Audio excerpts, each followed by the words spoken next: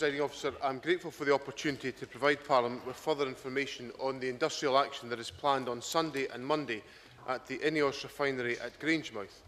The First Minister wrote to you, Presiding Officer, and the other party leaders on Sunday to outline the action being taken by the Government and our key partners. It is not acceptable to the Scottish Government for this dispute to go unresolved. We urge INEOS and Unite to make every effort to resolve their differences. We therefore hope this matter will be resolved by constructive and urgent dialogue. To support this dialogue, the First Minister and I, at various stages over the last few days, have encouraged management and unions to take part in talks to resolve their disagreements. The Government has also taken the initiative of offering to both parties a constructive intervention to assist discussions between the management and the unions. We arranged for an independent pensions expert, Stuart Ritchie, President of the Faculty of Actuaries, to carry out a study to clarify the issues which are in dispute in relation to proposals for the future of the INEOS Pension Fund. As President of the Faculty, Stuart Ritchie is uniquely placed to provide the sort of independent and quality advice required to help the parties find a resolution to these issues. That proposal has been made available to ACAS, where both parties have been involved in talks, and it remains on offer to help resolve the issue. With the possibility of industrial action taking place, INEOS initiated a process of shutting down the plant ahead of the planned action this weekend. This work started last Friday. Following the action, it will also take time for the plant to return to full production.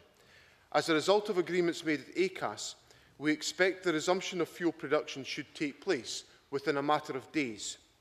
The strike has the potential to affect all sectors of Scottish society and economy. We are therefore taking this issue extremely seriously indeed. UK ministers, with whom we are in regular contact, have powers in relation to continuity of fuel supplies under energy legislation. We are responsible for consequence management in Scotland. Ministers first discussed the potential strike at a routine meeting of the Cabinet Subcommittee on Emergencies, chaired by the Cabinet Secretary for Justice last Wednesday. Ministers have now met in the Emergency Committee 8 times and will continue to meet as necessary. We have activated the Scottish Government Emergency Room and our wider contingency planning arrangements to ensure that urgent and prudent actions are being taken at local and national levels and across key sectors. That work is focusing on 3 main aspects: to assess the potential impact of any disruption to fuel production at the refinery, to make every effort to source alternate fuel supplies in the event of the action going ahead, and to ensure that appropriate contingency arrangements are in place to mitigate any possible impact to key services and to people across Scotland. In terms of the potential consequences of a temporary loss of fuel production at Grangemouth, a great deal of work is in hand to manage existing stocks to meet demand. BP has distributed additional supplies to forecourts in advance of the proposed action. Work is also in hand to source alternate fuel stocks from elsewhere in the United Kingdom to continue to meet demand across Scotland. We are confident that with goodwill on all sides, there will be enough fuel to keep Scotland moving. There are ample supplies of fuel available in Scotland into May, and we anticipate that stocks can be maintained. One of the important messages to give, however, is that people should not change their normal fuel buying patterns. We therefore urge the people of Scotland to be sensible and only to buy the fuel that they require. We encourage people to make the journeys they require to make and also to use public transport. We will continue to monitor demand and work with fuel retailers to manage the situation.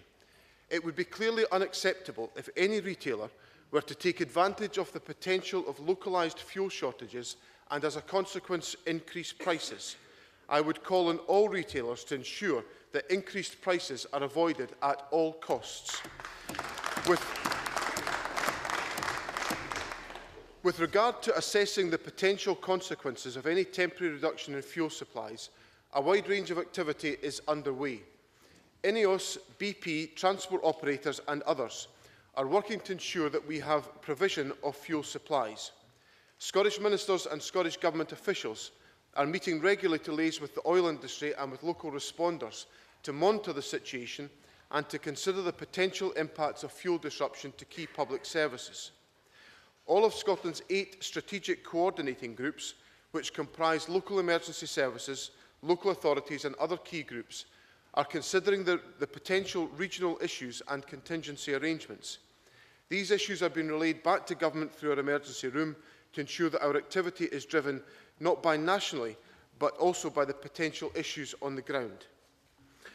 Scottish Government officials are also in direct contact with individual operators and agencies, for example with the transport industry, to ensure that issues are also considered across every part of Scottish life.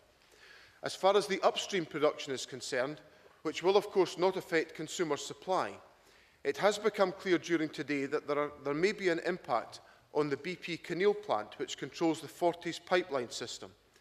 While this plant would be ready to operate soon after the end of the industrial action, there will still be the possibility of disruption to production, which is currently 725,000 barrels of crude oil and 80 million cubic metres of gas per day. This could place a substantial penalty on upstream production and could affect almost a third of oil producers in Scotland, none of whom are party to the current dispute between INEOS and Unite. Should any shortages arise, these local, regional and national arrangements that I referred to a moment ago are taking prudent contingency measures to prepare for potential scenarios. These measures will vary across areas and sectors, but will all focus on maintaining essential services, minimising any impact on the public and ensuring there is a speedy return to normal supply. Within this activity, the Scottish Government will work to ensure that essential services operate as normal. We will ensure that any key supplies for public transport, food delivery and the emergency services are addressed. While we hope this dispute can be settled to the satisfaction of all concerned, the Scottish Government will continue to take proactive and thorough contingency measures to secure fuel supplies and to prepare for the consequences of any action.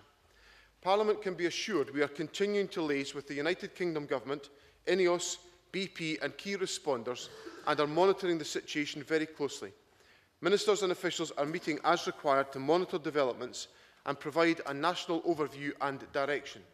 While the situation continues, the Scottish Government's emergency room will remain in operation to support the activity of Scottish ministers and officials. It is also coordinating the detailed activity of the Government across the potentially affected areas and is responding to national issues raised by local responders. We will of course keep Parliament updated on the situation as it develops.